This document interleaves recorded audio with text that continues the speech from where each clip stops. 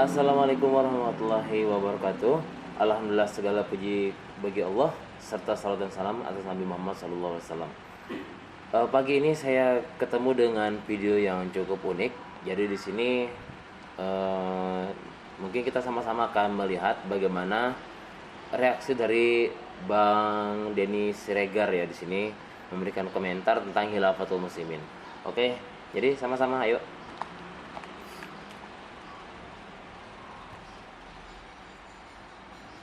Jadi kalau di negeri kita, khusus negeri kita ini, sistem khilafah mengganti sistem demokrasi, maka ketuhanan yang Maha Esa, kata orang Islam, qul huwallahu ahad.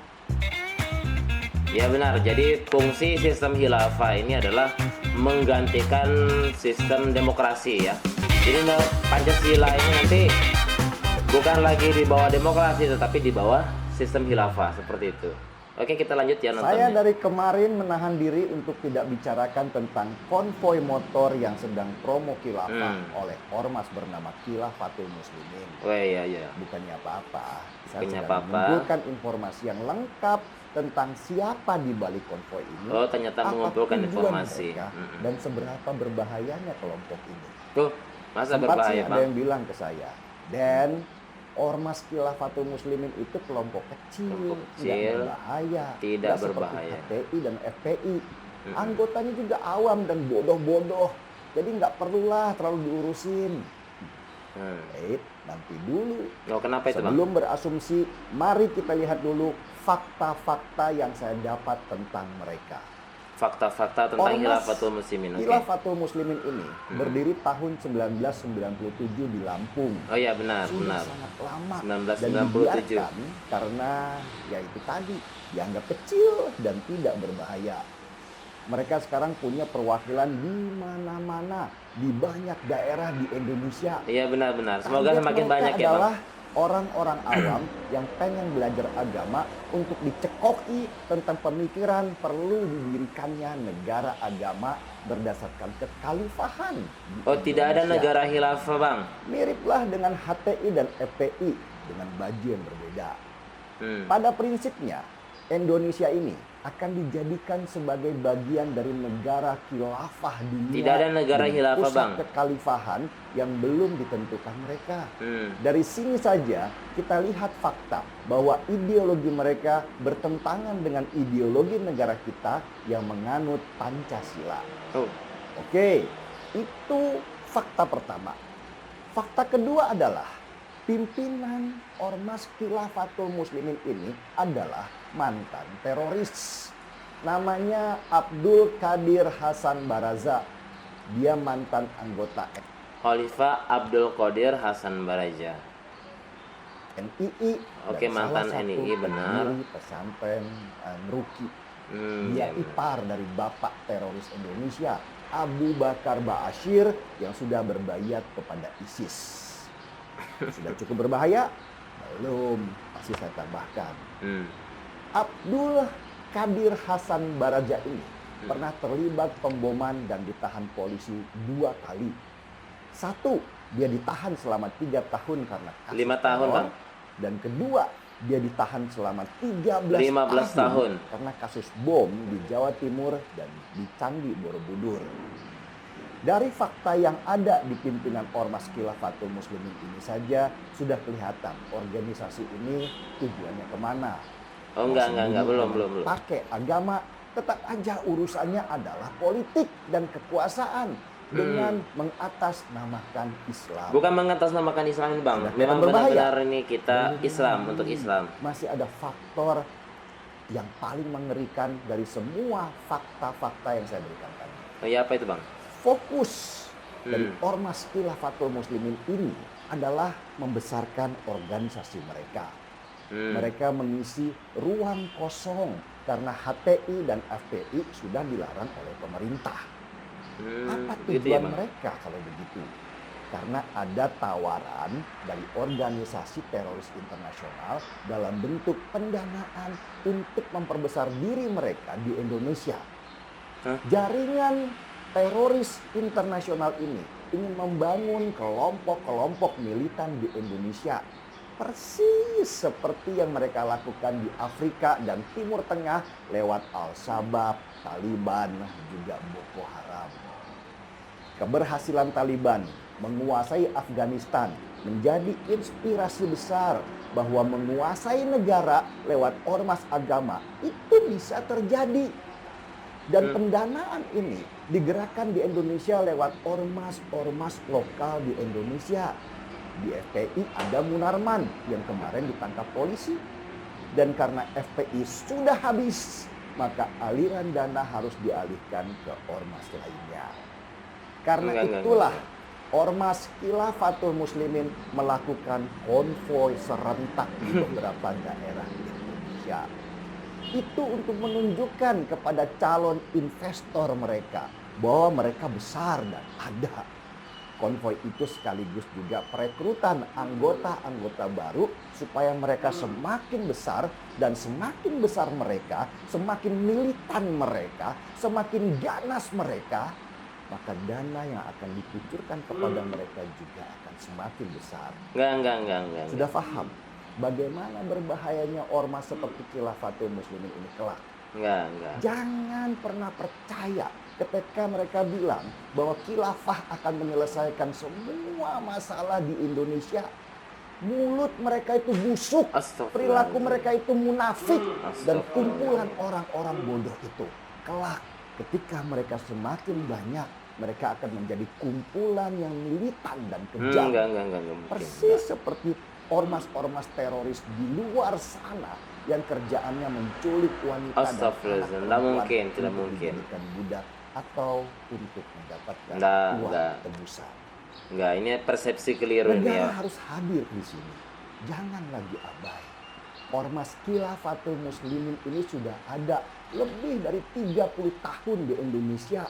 30 mereka tahun. itu terbuka, punya kantor perwakilan di daerah-daerah. Benar. Biarkan begitu aja.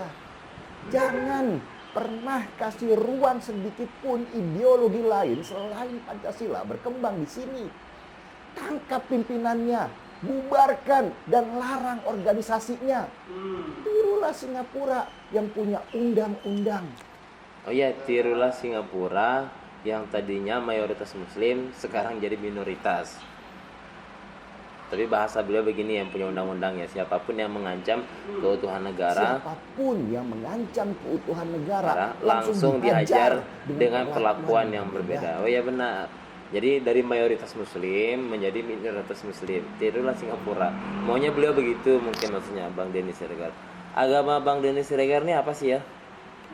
Indonesia jangan terlalu liberal dalam hal beginian. Demokrasi juga harus diatur. Oh, justru demokrasi ini sumbernya kan dari penjajah ya. Jadi sebaiknya demokrasi ini hengkang dari negeri ini diganti dengan sistem khilafah karena penduduk di Indonesia ini mayoritas muslim. Dan muslim itu punya ajaran sendiri, punya sistem sendiri. Yang namanya sistem nubuwah di masa Nabi dan sistem khilafah di masa setelah Nabi. Begitu. Jadi kalau kita mengambil sistem yang lain, masa umat Islam, agama Islam yang sudah sempurna ini disempurnakan oleh Allah SWT, nebeng sama sistem orang kan nggak etis ya. Nggak boleh mengancam negara. Nggak, kita nggak mengancam negara. DPR seharusnya mulai mengatur hal seperti ini. Ya benar, DPR harusnya mulai mengatur hal seperti ini. Bagaimana supaya DPR juga bisa memahami tentang ajaran dinnya itu sendiri. Kan di DPR itu mayoritas muslim. Masa ndak mau paham-paham dengan urusan agamanya, sementara mereka sebagai perwakilan rakyat kan. Jadi seharusnya mereka tuh harus paham ilmu agama dan diterapkan di dalam bernegara itu. Ya benar, sudah DPR seharusnya mulai mengatur hal supaya ini. polisi sebagai eksekutor hukum bisa bertindak tanpa harus gamang karena sibuk meneliti pasal apa yang harus diberikan kepada para pengusung ideologi khilafah ini. Jadi khilafah ini sistem ya. Khilafah ini adalah sistem, sama seperti demokrasi juga sistem, komunis juga sistem. Sehingga dia tidak mengobok-obok negara, seperti negara kita sudah sepakat dengan Pancasila kan. Nah, kita sepakat dengan Pancasila. Katanya Pancasila sumbernya dari Islam. Kenapa kemudian Pancasila itu bernaung di bawah demokrasi yang bukan Islam? Kan tidak nyambung. Harusnya Pancasila itu di bawah sistem khilafah. Karena khilafah itu dari Islam, Pancasila juga katanya dari Islam, baru sinkron, bos. Jadi khilafah ini bukan ideologi tapi sistem hidup yang mengatur kehidupan manusia di dalamnya. Baik muslim maupun non muslim. Abdul Qadir Hasan Baraja, pimpinan Khilafatul Muslimin, bukan ulama. Ulama lah beliau.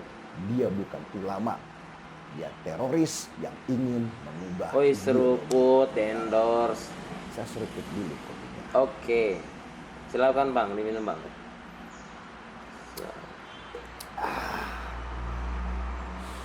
Marki Bong, mari kita bongkar semuanya. Saya Oke, Denny Siregar, Marki Bong. kita di acara Timeline. Sangat.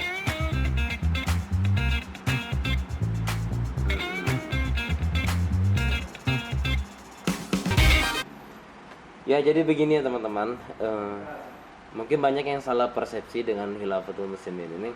Selalu diidentikan bahwa khilafah itu adalah negara. Kami katakan bahwa khilafah itu bukanlah negara. Kalau negara maka dia lingkupnya kecil. Tapi khilafah ini adalah sistem yang menaungi negara-negara yang ada.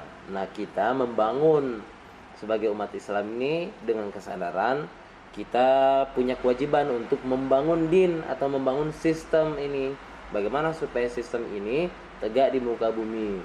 Dan orang-orang Islam seharusnya berada di dalam sistemnya sendiri, yaitu sistem khilafah. Kenapa disebut sistem khilafah? Karena pemimpinnya bergelar khalifah, seperti itu. Kalau ke sistem-sistem yang lain, ya terserah. Kalau misalnya dia di luar Islam, dia tidak punya ajaran kan, dia tidak punya ajaran agama, ya dia bebas untuk membuat ajaran sendiri karena mereka tidak punya ajaran. Jadi mereka bikin sistem apa, mau sistem demokrasi kah, mau sistem komunis kah, mereka bikinnya terserah, itu urusan mereka. Tapi kita umat Islam harusnya sadar kita punya kewajiban membangun agama ini. Karena agama itu maksudnya adalah sistem hidup. Nah, sistem hidup kita harus kita bangun. Tidak ada sistem umat Islam itu di luar daripada sistem khilafah itu sendiri. Karena itu yang memang sudah dipraktekkan oleh seluruh orang-orang soleh sebelum kita kan. Jadi kita ini tinggal meneruskan saja. Tidak perlu kita buat-buat agama ini dengan kelompok-kelompok sendiri, nggak perlu. Kita hanya melanjutkan kepemimpinan yang sudah pernah ada. Bahwa Nabi SAW berpesan, setelahku tidak ada lagi Nabi yang memimpin kalian orang-orang beriman itu. Yang ada, yang akan memimpin orang-orang yang beriman setelahku ini adalah khalifah-khalifah. Dan mereka nanti akan banyak silih berganti. Jadi seperti itu ya. Semoga kita cepat dicerdaskan oleh Allah SWT, dipandaikan sehingga kita cepat memahami bahwa kita punya kewajiban untuk menegakkan sistem Allah di muka bumi ini. Sistem Allah ini adalah bukan sistem yang dibuat-buat oleh manusia, tapi sistem Allah ini adalah apa yang diwariskan oleh Allah dan Rasulnya melalui Alkitab, Al-Quran dan As-Sunnah, yaitu sistem khilafah. Adapun urusan negara, kita tidak akan obok-obok. Khilafah ini tidak akan mengobok-obok sistem negara, pemerintahan yang ada, tetapi nanti akan ditertibkan bagaimana supaya pemerintahan itu barokah, diridhoi oleh Allah SWT, sesuai dengan ajaran din, ajaran Allah, sehingga kita sama-sama, baik pemerintah maupun rakyat, sama-sama kita mendapatkan keberkahan. Tidak lebih dari itu. Kalau hal-hal yang lain itu banyak yang ngomong kosong, yang menjelek-jelekan khilafah, tidak masalah, kami tidak mempermasalahkan. Cuman teman-teman sebagai netizen di luar sana juga harus cerdas begitu. Untuk mengukur sesuatu itu harus melihat atau menggali lewat sumbernya, bukan lewat sumber-sumber yang tidak tahu menahu tentang Khilafatul Muslimin itu apa. Jadi seperti itu ya.